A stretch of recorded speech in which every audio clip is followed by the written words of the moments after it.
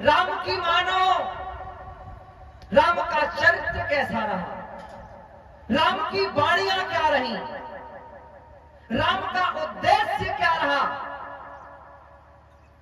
तो राम को मत मानो, राम की मानो। गुरु को मानने से क्या, गुरु को माना, गुरु के वचनों को नहीं माना, गुरु को मान लिया, गुरु की शिक्षा को नहीं माना, व्यास जी को माना, व्यास जी की बात को नहीं माना, अपने पिता को मान रहे, हमारे पिताजी हैं, लेकिन पिताजी समझा रहे हैं, पिता की नहीं मान रहे। तो महाराज चरित्र को समझिए, चरित्र को पूजिए। भगवान की बड़ी आनंदमयी गाथा है।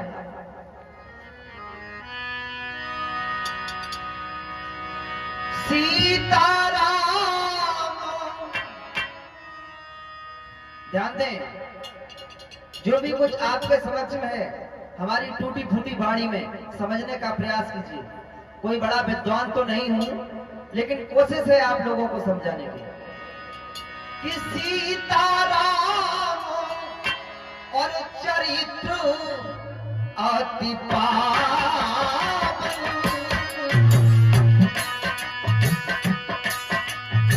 क्या बात है,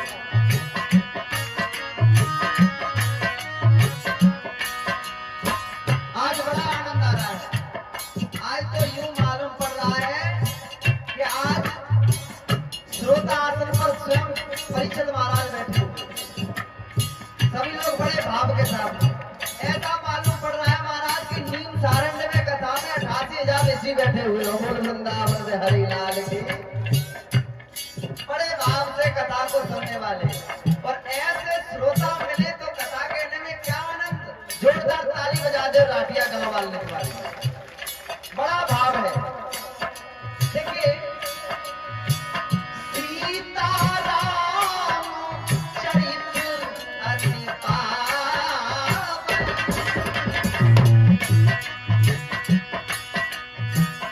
मधुर सरस और अति मन भावन।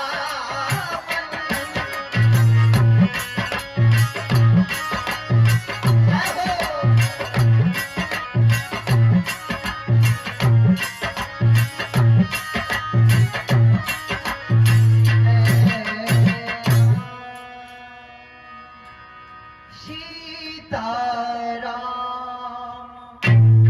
चरित्र अति पावन,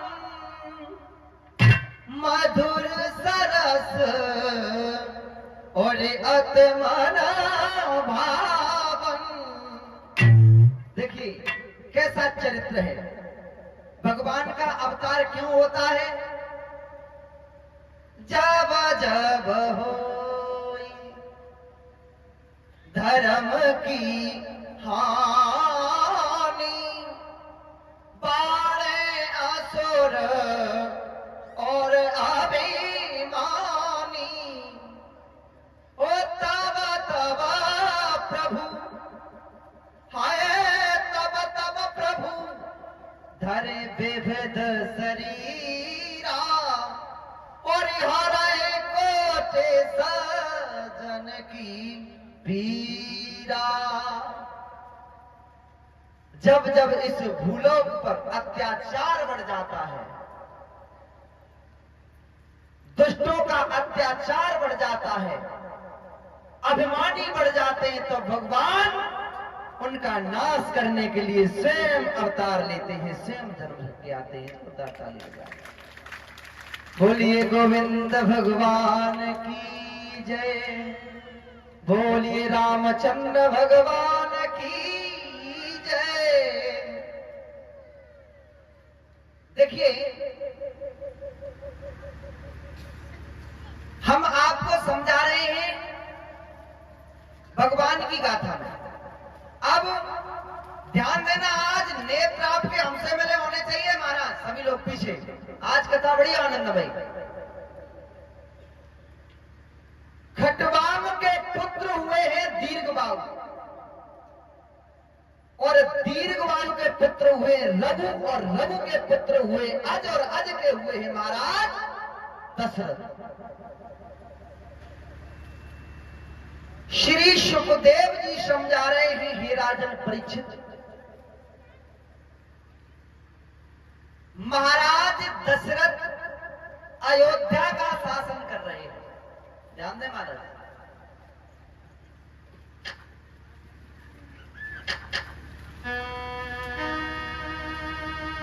महाराज दशरथ अयोध्या का शासन कर रहे हैं। धर्म की ध्वजा स्वर्ग में फहरा रही है। बड़ा वीर बलशाली महाराज दशरथ, और जिनके आंगन में स्वयं भगवान ने अवतार लिया हो, तो इसमें निसंदेह कि कोई पुण्य आत्मा होगी। महाराज दशरथ बड़े आनंद से, मेरे प्रिय श्रोता बंधु, राजपाठ जो है चल रहा है।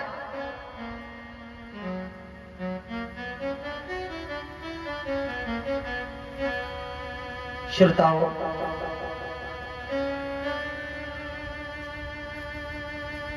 महाराज दशरथ की 3 रानियां हैं, मैया कौशल्या, मैया सुमित्रा और माता कैकेयी।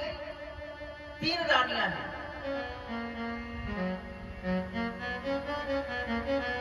समय धीरे धीरे व्यतीत होता चला गया, और जब समय व्यतीत होता चला गया, इनके आंगन में किसी संतान ने जन्म नहीं लिया।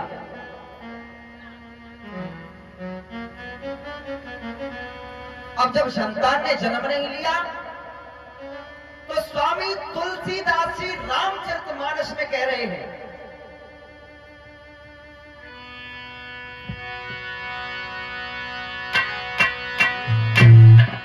एक बारी दशरथ मन मानी,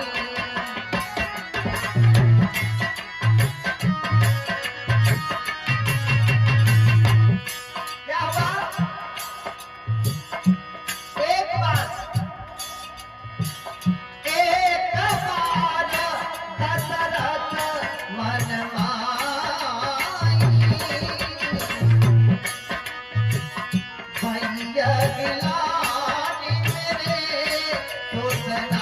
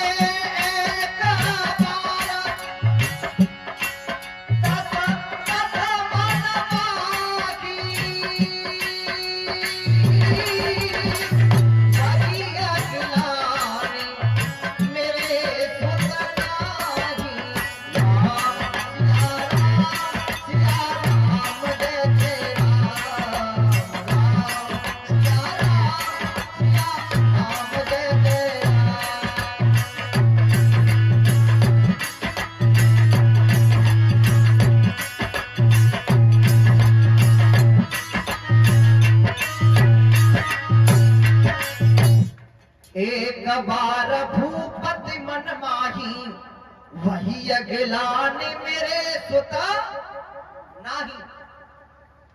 अब देखिए महाराज, यहां पर भी एक शंका है। एक बार, अब जिसके संतान न हो, उसे चिंता तो रोज ही होती होगी महाराज, क्योंकि संतान नहीं है। लेकिन तुलसीदास जी महाराज कह रहे एक बार भूपति मना माही। अब एक बार चिंता हुई, अगर संतान उत्पन्न नहीं हो रही थी महाराज, तो चिंता तो गिलानी रोज थी। लेकिन वो एक बार क्या था? वो सोमवार था कि शनिवार था कि इतवार था कि मंगलवार था? कौन सा बार था? एक बार। अब हम आपको समझाते हैं। एक समय की बात है महाराज दशरथ शिकार खेलने के लिए गए। शिकार खेलते खेलते दूर चले गए और महाराज दशरथ को एक हिरण मिला और हिरण के पीछे जिस वक्त महाराज ने अपना घोड़ा दौड़ाया, एड़ लगाई, वो हिरण वहां से भाग खड़ा हुआ। महाराज दशरथ उस हिरण का पीछा करते गए करते ही चले गए। आगे जाके वो हिरण खड़ा हो गया। बोले, काहे महाराज दशरथ, काहे हमारे पीछे पड़े हैं? क्या समस्या है आपको? हमें मारना चाहते हो? अरे हमें मारना चाहते हो तो उम्मीद छोड़ दीजिए, आप मुझे मार नहीं सकते। और जो महाराज दशरथ ने एकदम बाणी में सुना, हिरण क्या कह रहा है कि क्यों नहीं मार सकते, तो हिरण कहता है, महाराज ब्रह्मा का वरदान प्राप्त है। कि ब्रह्मा का वरदान प्राप्त है क्या कि आप मुझे मार नहीं सकते? तो हिरण कह रहा है, ज्यादा जाके सुत ना भोई,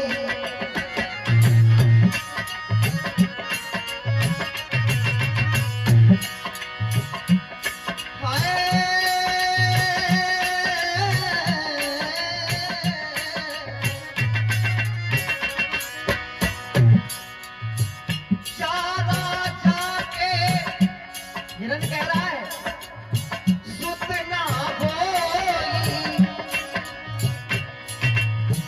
बाते मेरा बदना होई, बाते मेरा बदना होई।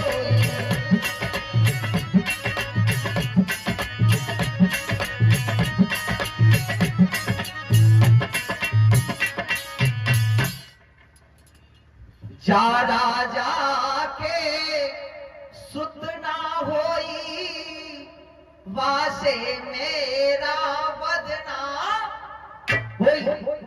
बोले, महाराज जिस राजा के पुत्र न हो तो वो मेरा वध नहीं कर सकता, ऐसा मुझे ब्रह्मा का वरदान प्राप्त है। जोरदार ताली बजा दो। तो बस जो हिरण ने ये शब्द कहे तो तुलसीदास जी कह रहे कि एक बार भूपति मन माही, वही अगिलाने मेरे सुत। बस ये उसी दिन की बात है।